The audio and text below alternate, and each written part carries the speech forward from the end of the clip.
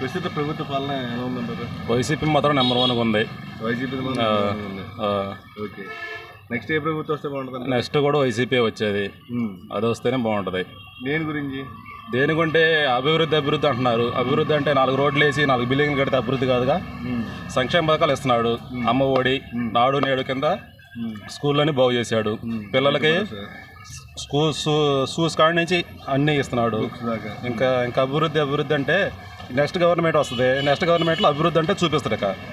అది మరి ఇప్పుడు హయాంలో ఎంత ఉంది అప్పు? ఇస్తున్నారు, అవన్నీ అప్పులే కదా అంటున్నారు. అప్పు చేసి ఇస్తున్నాడు. టీడీపీ హయాంలో ఎంత ఉంది అప్పు? 3 లక్షల కోట్లు. ఇప్పుడు ఎంత ఉంది? 11 లక్షల కోట్లు. చూపించాడుగా సంక్షేమ పథకాల మీద. పథకాలు చూపించారు, మళ్ళీ జనాలే కదా కట్టాలి. జనాలే జోబులో సొమ్ము కాదు కదా. అవును, సంక్షేమ పథకాలు పెడుతున్నాడు, ప్రజలకు పెడుతున్నాడు. మళ్ళీ నెక్స్ట్ గవర్నమెంట్లో మళ్ళీ ఇది చేస్తాడు డెవలప్ ద్వారా.